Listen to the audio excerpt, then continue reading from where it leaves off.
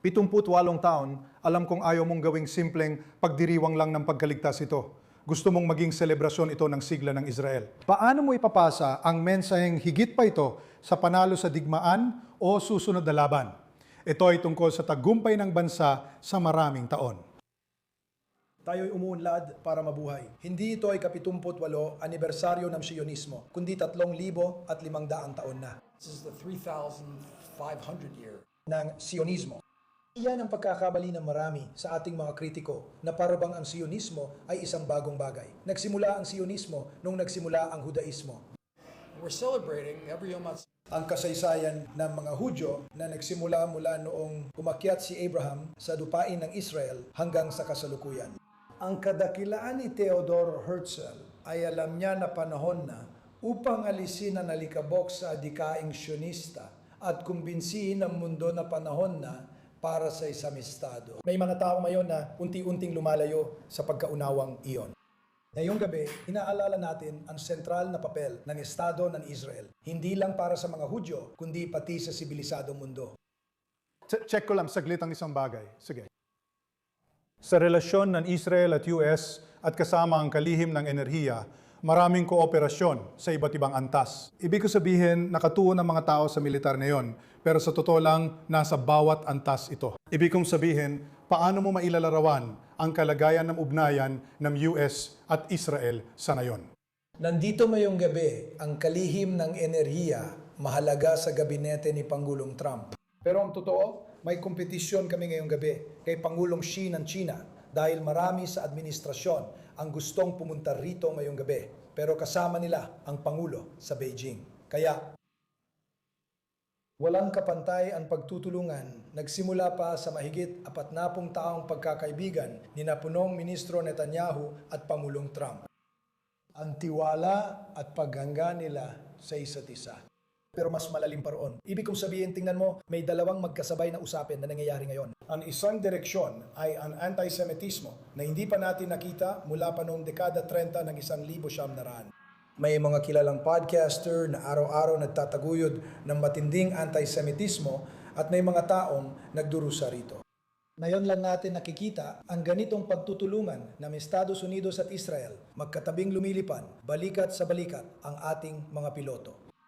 Sabay na napaplano ng operasyon ang ating mga hukbo at magkasama nating ilalabanan ang kasamaan ng rehimen ng Ayatollah. Nagtatakda tayo ng bagong pamantayan para sa kanluraning sibilisasyon na ang kasamaan ay dapat labanan at ang kabutihan ay dapat isulong at ipaglaban. Sa tingin ko, ang malalim na ugnayan na buo natin itong nakaraang taon ay magdadala sa atin sa mas matibay, mas malalim at mas malawak na relasyon ng ating dalawang bansa sa susunod na dekada. Ngayong linggo, tatapusin natin ang usapan ng Israel at Lebanon. Ikaw ang mangunghuna sa panig ng Israel. Sa pagkakaintindi namin, lumampas na sa pagtatakda ng mga batayan ang mga pag-uusap at nasa antas na ng negosasyon. Tama ba yon? Halos tama. Alis ako dito mamaya, matutulog sandali at gigising ng maaga bukas para pumunta sa kagawaran ng Estado at pangunahan ang negosasyon. Dumating ang team namin mula Israel, kabilang ang IDF, kagawaran ng ugnayang panlabas, ahensiya ng pambansang seguridad, at nagpadala rin ng delegasyon ang mga Lebanese. Pinamumunuan sila ng tagapayo sa kagawaran ng Estado, si Mike Needham. May ilang pagsulong na kami mula sa unang mga pagpupulong. Ngayon, lilipat na tayo sa pag-asang magtagda ng balangkas para sa dalawang pangkat. Isang koponan na tututok sa pag-abot ng kapayapaan. Kasunduan sa ganap na kapayapaan na parang walang Hezbollah at usapin seguridad na tila walang negosasyong pangkapayapaan. Kailangan tugunan ang seguridad at armas ng Hezbollah. Ito ang unang pagkakataon na ang mga pag-uusap ay hindi nakatuon sa kung kailan aatras ang IDF. Kailan titigil ang IDF sa kanilang mga aktibong operasyon sa Lebanon? Naiintindihan na ngayon ng lahat na ang presensya natin sa Lebanon ay dahil nandoon ang Hezbollah. At ang Hezbollah ay armado hanggang sa ngipin. At ang Hezbollah ay nais magpakawala ng mga misil sa ating mga lungsod, bayan at nayon. Hindi na natin hahayaan mangyari iyon. Kaya ngayon, ang focus ay makuha ang kasunduang pangkapayapaan na parang walang Hezbollah at labanan ng Hezbollah na parang walang kasunduan. Sa tingin ko, makakamit natin ang pareho. Iyan ang aming posisyon. Iyan ang ipinagutos sa akin ng punong ministro na makamit at iyan ang inihanda naming makamit.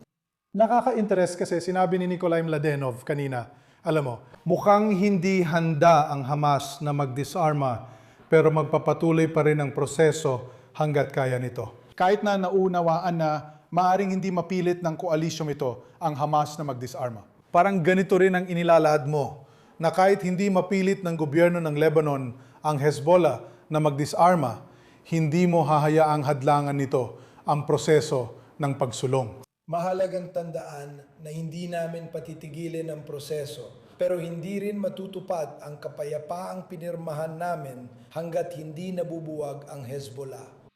Hindi na natin pwedeng payagan ang sitwasyon kung saan tuwing ilang taon ay sila ang nagdedesisyon ayon sa kanilang kagustuhan kung kailan sila magpapakawala ng mga misil. Kailangan naming bumalik, nawawalan kami ng mga sundalo, sana hindi mangyari at baka mapunta kami sa sitwasyong di na kayang tiisin. Wala kaming agarang plano na umatras at wala rin kaming balak sa teritoryo ng Lebanon. Ngunit may balak kami para sa aming seguridad. Kikilos kami para sa seguridad ng aming mamamayan. Period. At yan ang isang bagay na kailangan lang maintindihan ng gobyerno ng Lebanon. Huling tanong. Mukha bang may tunay kang katuwang para sa kapayapaan sa kabilang panig? Pareho kayong Israel at Lebanon ay may interes na alisin ang Hezbollah. Bukod doon, sa tingin mo ba may katuwang ka talaga para sa pangmatagalang kapayapaan? Oo, naniniwala ako. Sa palagay ko, karamihan sa tao sa Lebanon, pati na ang mga Shiite doon, ayon sa mga survey. Ipinapakita ng survey sa Lebanon na dati 5 o 10% lang ng Shiite ang sumusuporta sa kasunduang pangkapayapaan sa Israel. Disagreement with Israel 5 or 10%. Laban sa Hezbollah, napakahalaga niyan. Kaya kailangan natin maipamalas yon. Yan ang pinagtatrabahuan namin. Marami pa tayo kailangan gawin. Hindi ito magiging madali dahil may 30 hanggang 40 taon ng iba't ibang paraan ng paggawa ng mga bagay. At ang mga Lebanese ay nag-aatubili ring umusad kahit na gusto rin nilang mapaalis ang Hezbollah tulad natin.